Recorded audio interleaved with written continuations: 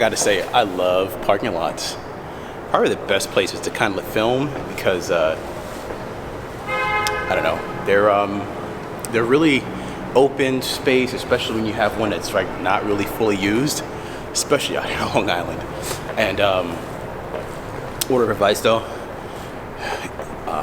do it like when no one's around, and especially like security will always come around and check to see if you're trespassing and this, that, and the other, so be careful.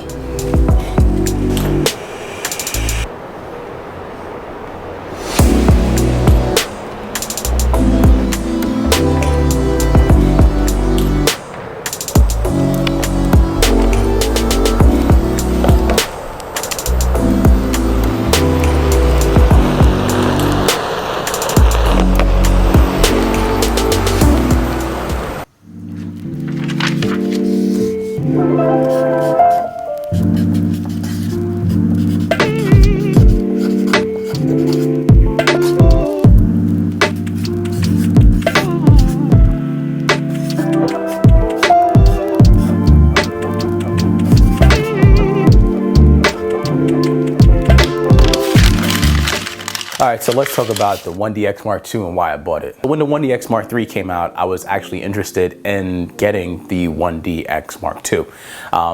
Pretty much because of the drop in price and its affordability, and I just really found that it would have fit my needs. But then along came the Panasonic S1H, and it seemed like a very practical camera and very, very powerful imaging tool.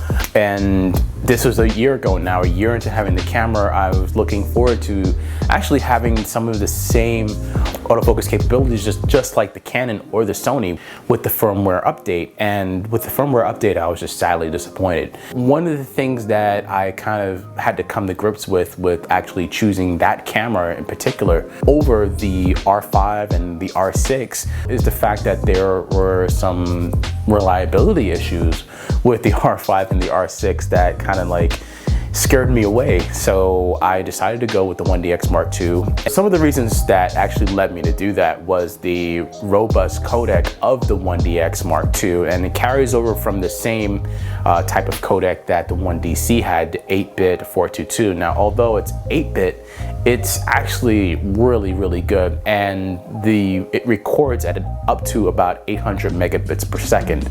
So that's a pretty beefy profile. So there's a lot of color information in there, as opposed to going with the R6, which has 10-bit 422, but it only records at IPB and in a lower bit rate, not as much as the 1DX Mark II. So there was the whole value and the cost of it and the reliability, and a lot of those type of things kind of played a huge part in making that decision. Those are some of the reasons why, and that's what led me to make that decision over getting the R5 and the R6 when there are those options that are out there. Pretty much the 1DX Mark II doesn't overheat. It has this heat duct pipe that leads from the sensor to the outer body down to somewhere where the battery port is, and it dissipates all of the heating from the sensor, which I think is really cool, which is I'm surprised that Canon hasn't implemented that in their mirrorless bodies. And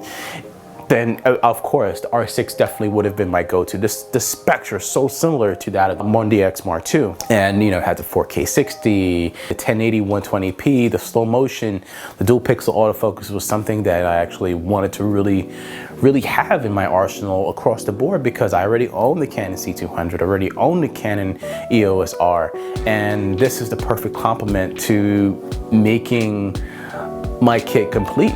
So with that said, I really do appreciate you guys watching. If you haven't already, hit that subscribe button and hit that notification bell to get notified the next time I drop a video. This is your boy, Kendall Rodriguez, and I'm out of here. I'll see you in the next one.